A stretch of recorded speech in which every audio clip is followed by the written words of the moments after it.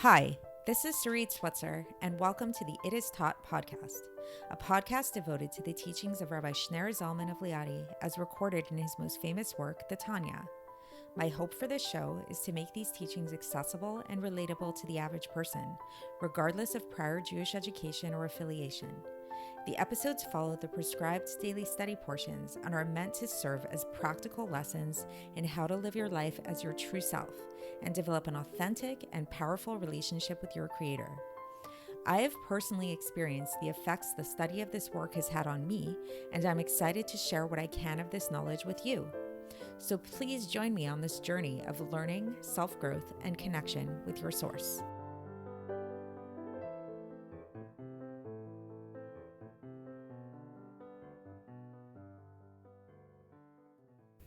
Hi, and welcome to the It Is Taught podcast. This is episode 566 for the 22nd of Sivan in a regular year.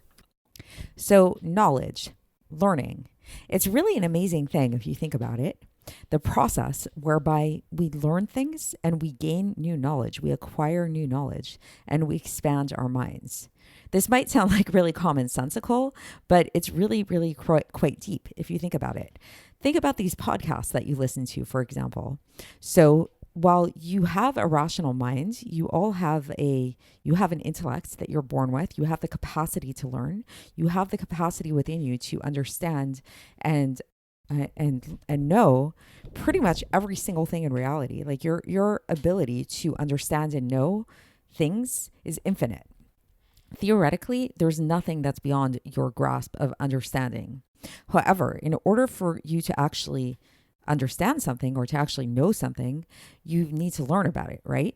So whether it's from this podcast or whether it's something else in your life, I want you to take a moment and think about something that you recently learned that you didn't know before, something that was new to you, something that you gained in your knowledge, in whatever capacity, whatever subject, whatever it is.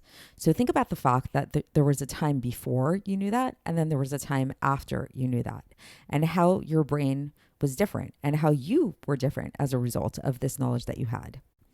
So it's really amazing, right? We're constantly gaining in our knowledge. We're constantly expanding our knowledge. Why am I bringing this up?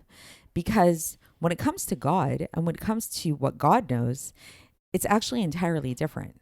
And this is what makes the knowledge of what makes God's knowledge so profoundly different than our knowledge, and what makes the facts that when we talk about God's knowledge, when we talk about God as the knower of all things, this is actually something that we absolutely cannot relate to. So we can talk about God in this sense of knowing, and we can speak about it, we can learn about it like the way that we learn any other subject, but we can never truly understand it, because the way that God knows something is so vastly different than the way that we know things, in the sense that God is never gaining in his knowledge the way that we are. There's never a time when God does not know something and then he learns it and then he gains in his knowledge. God's knowledge, unlike our own, is intrinsic to who he is. God at all times and in every place and in every moment knows everything.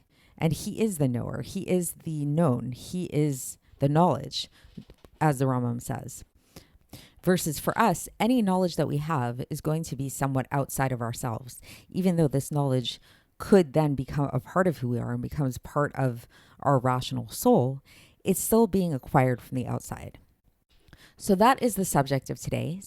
Today is really all about this contrast between human knowledge and God's knowledge, and how when we learn about God's knowledge, God as the knower, this is something which is really outside of our purview of understanding. And it's something that, while we can learn about it in this way of like knowing that it exists, ultimately it's something that at some point we have to just kind of accept on faith. And this is what's really interesting about the idea of faith in general in Judaism and in Kabbalistic and Hasidic thought in particular, is that when we talk about faith, we talk about faith namely as being a faith that's above intellect as opposed to a faith that's below intellect. So when we say that we just believe something, that we accept it on faith, this doesn't mean that it's something that's sub-rational, that it's something that like we just feel, it feels like the right thing to us, but we can't really explain it.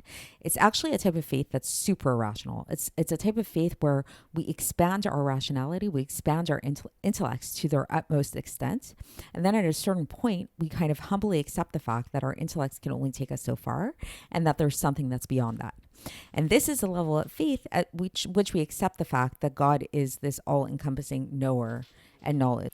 And so let's get straight into the text. And today we're going to be continuing with chapter 7 of Sha'ar Yichud V'Emunah. I think I erroneously said yesterday that we'd be concluding this chapter. We're not concluding the chapter. I think the reason why I thought that is we're ending like a paragraph in this chapter. So it's a pretty long chapter, actually. So today we're still just right in the middle of this chapter of 7, ending the first section of chapter 7, I guess you could say, of Sha'ar Yichud V'Emunah. So here we go. So the Alter Rebbe begins, and he says that with everything that we've learned so far, we can come to understand this concept of Ani Havaya Lo Shiniti. What is Ani Havaya Lo Shiniti? This is actually a verse from Malachi, chapter 3, verse 6, which literally means, and I, God, did not change. What does this mean? This means to say that there is absolutely no change in God at all, whether we're talking about him before the creation of the world and after the creation of the world. And then the Alter Rebbe quotes, cites here from the brachos that we say, Atahu ad shelo nivra ha'olam, atahu chulei, etc. So basically, the same idea. So basically, it's the same idea that we say in prayer. We say that you were here before the world was created and also after the world was created. So there's absolutely no change in God. When we talk about the creation of the world, nothing changed in God, whether we're talking about God before or after. And there was absolutely no change in God's being at all, and not even in his knowledge, in God's das. Because in God's self-knowledge, in God knowing himself, he actually knows all of creation. He knows all the created beings. Why? Because everything comes from him and everything is nullified to him. As the Rambam of blessed memory explained, that he is the knower, he is the known, and he is the knowledge itself. All are one. So this is a very famous citation from the Rambam, which in Hebrew is Hu HaYodeh, that's he is the knower. Hu HaYadua, he is the known. V'hu ha'de'ah atzma, that he is the knowledge itself. So what does this mean exactly, that God is all three of these things? This is something that actually we can't actually articulate it with our mouths. And it's not within our capacity to be able to understand it with our ears, to hear it with our ears, and not within our heart to really be able to understand this clearly. Because God, his whole being in essence and his knowledge, they are all one with him. They're all formed in this like one unity. And God's knowledge is not something supplemental to who he is. Unlike with man, and this is what we talked about in the introduction, when we talk about man, when we talk about the idea of there's a person and then there's the knowledge that the person has. So this knowledge that the person has, like there's Sarid, there's who I am, and then there's what I know. And that which I know is separate from who I am. It's not the same thing as who I am, right? Because when a person goes and learns something new, like we're constantly learning new things as human beings, then nevertheless, even though we already had a rational mind within ourselves, like we already have a nefesh sichlit, it's called in Hebrew, like a rational mind, like we have the capacity to understand all things in the world, even before we studied it. After studying it, this knowledge gets added to our soul. So we are getting something new through learning stuff, right? And to illustrate this, the Alter Rebbe now brings a citation from Iyov, chapter 32, verse 7, where it says, Yamim yedaberu v'rov shanim yodi'u chokhmah, which literally means days speak and a multitude of years teach wisdom. So meaning to say that like, that's a poetic way of saying that like throughout our lives, we're constantly learning new things all day long, right? We're constantly accumulating knowledge. So thus, if we see that we're constantly accumulating knowledge, we can't say that our knowledge is like one with us in this way of simple unity, but rather it's more of like a composite kind of unity. Like, yes, these things that we learn become one with us, but we're gaining new knowledge from the outside. And the knowledge is something that's outside of us that we're gaining and that we're adding to ourselves. Which by contrast, when we talk about God, God is simple unity. God is what's called achdut pashut in Hebrew, which is not made up of composites. It's not like that there's God and then he knows this and he knows this and he knows that. And it's like, there's an element of plurality to it, but rather God is we must understand, we must conclude, like rationally speaking, like we must deduce from this that God's essence and being and his knowledge, they're all one and the same, without anything that is, without any kind of composite. Because again, like we have to keep remembering that there is nothing aside from God. Like for us, there's who we are, and then there's the knowledge that we obtain from the outside, which is not us. We did not create this knowledge. So it's like, let's say here I am learning Tanya along with you guys. There's me, and then there's the Tanya. The Tanya is outside of me. I didn't create that Tanya. Versus for God, he created everything. There's nothing outside of him. So thus his knowledge is one and the same with him completely. And then the Alter Rebbe goes on, and then he says, so thus we can see that just like it is impossible for any created being to be able to understand the essence and the being of the creator, thus it's impossible for us to understand God's knowledge. So all we can do, so because God's knowledge is one and essentially one with him and unified with him, just like we can't understand God in an essential level, we also can't understand his knowledge. But rather, we have to just accept this with a type of faith, with emunah, which is above reason, which is above understanding, that God is unified and one, and his knowledge, and together with his knowledge, and they're all one and the same, with the knowledge of himself. Like any knowledge that God has is just a form of self-knowledge, because everything is essentially just a manifestation of God. So this is why God is able to know everything in creation, whether we're talking about like the really higher beings and the lower beings, to the point of even the smallest worm that's in the sea, or the smallest mosquito, which is found in the center of the earth. Nothing is concealed from God, because everything in the world is known to God in this way that's really intrinsic to who he is.